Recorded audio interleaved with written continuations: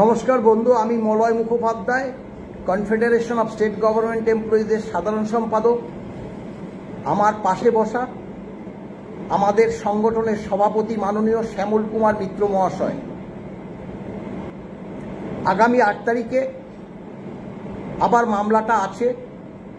সেই দিন কি কারণে হয়নি সেটাও আপনারা জানেন, তবে মাননীয় বিচারপতি সঞ্জয় কারোল মহাশয় নিজ মুখেই বলেছেন যে আগামী 8 তারিখ সোমবার দুপুর 2টো থেকে তিনি মামলাটা শুনবেন।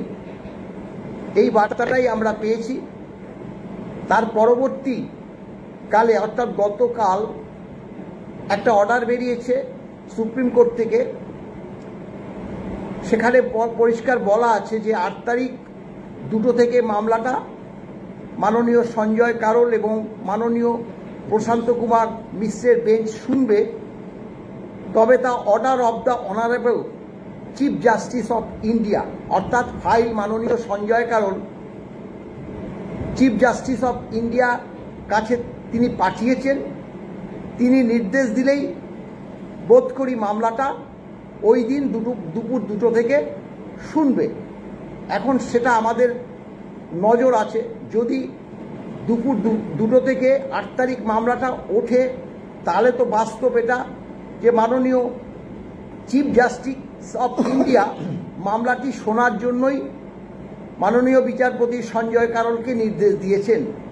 আর যদি দেখা যায় যে মামলাটা ওই দিন না হলো, সেই ব্যাপারে এখন আর কিছুই আমরা বলছি না, সেটা পরবর্তী পর্যায়ে নিশ্চয়ই আমরা তা বলবো। প্রিয় কর্মরত এবং অবসরপ্রাপ্ত রাজ্য সরকারি কর্মচারী, শিক্ষক, শিক্ষাকর্মী এবং বোর্ড, কর্পোরেশন, পঞ্চায়েত, পুরসভা সহ অন্যান্য রাজ্য কর্মীরা, এবং আগামী 8 তারিখে সোমবার মামলার শুনানি হওয়ার কথা, কিন্তু সেটা প্রধান বিচারপতির অনুমোদন সাপেক্ষে কি হবে আমরা জানি না। তবে এটুকু বুঝতে পারছি মামলা আরো কিছুদিন চলবে, চালিয়ে নিয়ে যেতে পারি।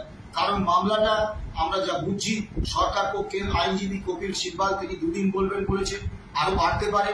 তারপর আমাদের আইনজীবীরা বলবেন 3 জন রেসপন্ডেন্ট আছেন, একজন রেসপন্ডেন্ট নন, কিন্তু তাকে মামলায় শুনানি করার অনুমোদন দেওয়া হয়েছে।